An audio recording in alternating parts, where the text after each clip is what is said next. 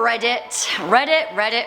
Just when you think you can safely enjoy a movie, a Reddit theory will come along and ruin it for you. Reddit is the overthink tank for all citizen critics with a wee bit too much time on their hands. Today I welcome you back to the most amazing channel on the internet, and I present to you the top 10 scary WALLE theories. I'm Rebecca Felgate and we are deep diving. So I love cute WALLE. This video's kind of ruined it for me and I'm sad about it. WALLE is nothing sacred. Before we get into this video, I want to ask you guys to let me know your favourite Pixar movie. Also, please do stick around to the end of the list where I'll be answering your comments from a previous video. Also, while you're down there, why don't you like this video and share it with a WALLE loving friend? And if you got a little extra time, why don't you check out our Instagram? There are links in the description box down below. Alright, coming in at number 10, WALLE is Satan. No, I refuse to believe it. Redditor Vexless presents a very good argument. It all hinges on interpreting the movie through the lenses of Genesis in the Bible. In this scenario, WALLE is seen as the serpent in the Garden of Eden. So basically, the paradise in which mankind live in the garden in the Bible could be applied to the so-called paradise of the Axiom ship. Humans want for nothing. They just eat and drink and sit and entertain themselves all day without concerns for work or politics or money. Then, WALLE comes aboard with temptation, a seedling from planet Earth. Now this could be seen as the apple that the serpent offers Eve. Yes, Eve, the name of the robot that WALLE gives the seedling to. It's all falling into place. The chain of events tempts humans away from their paradise and back to Earth, where they have to labor and toil and things just aren't so great. Genesis says, "By the sweat of your brow you will eat your food until you return to the ground, since from it was where you were taken, for dust you are, and to dust you will return." Ominous. Coming in at number 9, where does the poop go? If we really think about the world of WALLE, it's actually pretty gross. Yes, humans don't have to work for a living and they can laze around all day, which to some sounds great, but really, actually, it's kind of super gross. We see humans falling out of their chairs and unable to stand up at one point in the movie, which means getting up to go to the toilet is probably off the cards. The implication here is that humans simply just go in their chairs. So basically in the world of WALLE, people likely stink. One, they don't wash, but two, they regularly soil themselves. Honestly, weeing and pooping in their chairs, I'm sure the chairs kind of self-clean, but like seriously, is this what we have to look forward to with humanity? Blech. Okay, worse still, the humans in WALLE are pretty fat and unable to do physical activities, so I guess that begs the question, where do babies come from at number 8? And no, obviously you don't want to hear the theory. You don't. You just don't. You don't, but you do because you're still here. Good. So a lot of people have been wondering how the humans of Axiom reproduce. While I'm sure that human population is reasonably tightly controlled, they are still reproducing, keeping the bloodline alive. There was one pretty intense but pretty credible theory posted by Vin Sneasel on Reddit, and I also just want to take a moment to say, Vin Sneasel, great name. They began their theory by saying, the floating chairs people ride around in take care of all of their bodily functions. This includes masturbation. Genetic material is stored and eventually transported to the nursery on the lower decks. Okay, let's just stop here for a second. So the machines help people masturbate. That is one sexy chair and I don't feel good about it. Alright.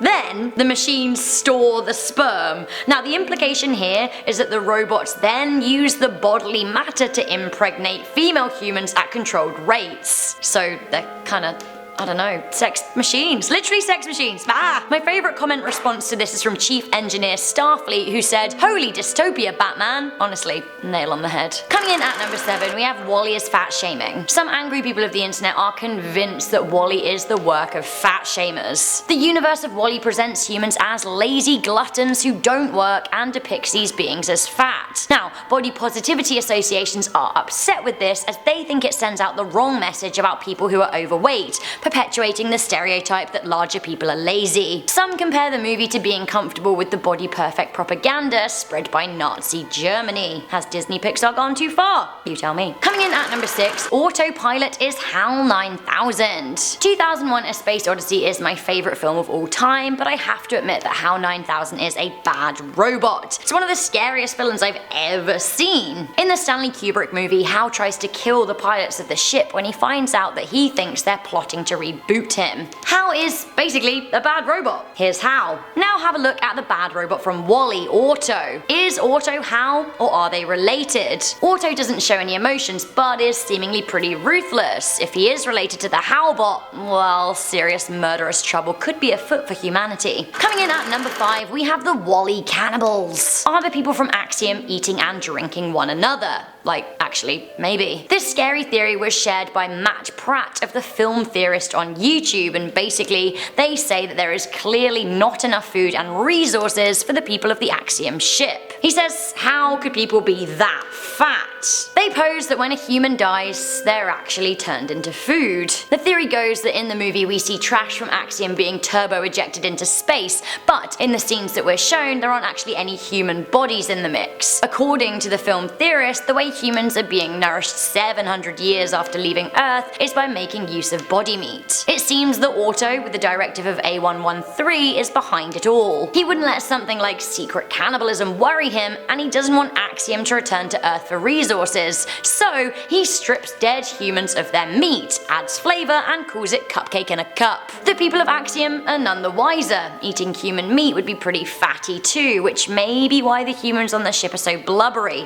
Doesn't spell balanced diet. Coming into number 4, we have WALLE as a stalker. Some people of the internet are convinced that the benevolent WALLE is actually a psycho in love. He becomes infatuated with Eve and follows her around incessantly. He even builds a statue of her. He then creepily keeps trying to hold her hand. Like, if these were humans and not robots, I mean, wouldn't we be finding WALLE a little bit of a creep? I think we might. Stop trying to hold my hand. Coming in at number 3, worse than a psycho stalker, is WALLE a killer? I can't believe that cute sweet WALLE can kill, but that hasn't stopped the people of Reddit coming at him with pitchforks. A number of fans out there have pointed out that it is almost impossible for the Earth to have become overrun by trash by accident. Some fans say that the WALLE unit went rogue and destroyed all of the other WALLE units over a 700-year murder spree. That's why there's so much waste and there's only one robot around, and we see him capitalizing on parts of his fellow units at the beginning of the movie. Basically, he collects the body parts of his dead friends to ensure his own survival. WALLE can't be a murderer, can he? Coming in at number 2, we have the sentient robots, the AI takeover. Robots don't have feelings, they're machines. Machines programmed by humans to do what they're told. A robot able to act extraneous to human intention is pretty scary. In WALLE, this is posed as a malfunction, but if all robots found sentience, wouldn't that be, you know, kind of terrifying? WALLE is posed as a good robot, but what if a bad robot became self-aware? Then we'd literally all be screwed, seeing as this would basically be the beginning of the AI takeover, right? Finally, coming into number 1, we have the humans all fail. Not such a happy ending for WALLE after all. There is a massive overriding theory out there called the Pixar theory. Now, this suggests that all Pixar movies take place in the same universe along a spread timeline. It starts and ends with a time loop in Brave and Monsters Inc. Anyway, the Pixar theory suggests that prior to WALLE, just before the Cars universe, animals rose up against humans to stop pollution, but machines stepped in and saved humanity with the proviso that they'd be ejected from Earth into a spaceship called Axiom, leaving machines to run the planet. Enter cars. The problem is that the Earth burns too much fuel and becomes a wasteland unfit to sustain life. Cars eventually die out because there's no more oil and Earth is left as a huge junkyard. Enter WALLE. WALLE ends with humans coming back to salvage Earth, but famously, the captain wants to grow a pizza plant, exposing humans as pretty naive. The theory goes that eventually humans fail and die out, and animals mutate and rise once more, creating the so-called monsters we see in Monsters University, where monsters are taught that humans were toxic. Eventually, the monsters realize that they need to bring humans back to provide them with sources of energy, so they open doors to time travel to different human generations. Right,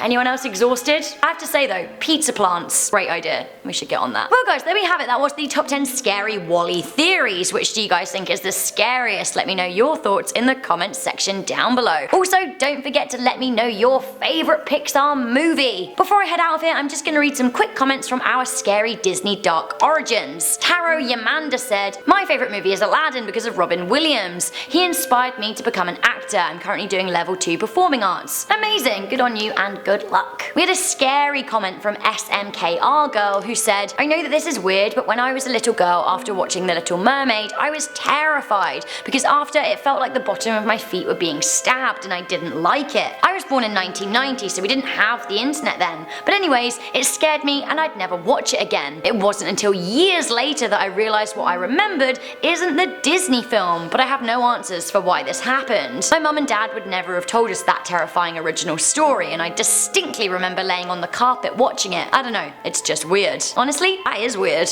Adrian C said, "Do any of the presenters respond to comments on here?" Yes they do. Hello Adrian. Lots of you also wish me a happy birthday, which is really nice of you. Thank you. I would share my cake with you, but honestly, I ate it all already and it was delish. Next year though, cake for everyone. Thank you guys for watching this video. Once again, please do leave a thumbs up on it and share it with a friend. Also, don't forget to check out our Instagram. I'm your host, Rebecca Felgate, and I'll see you soon. Bye!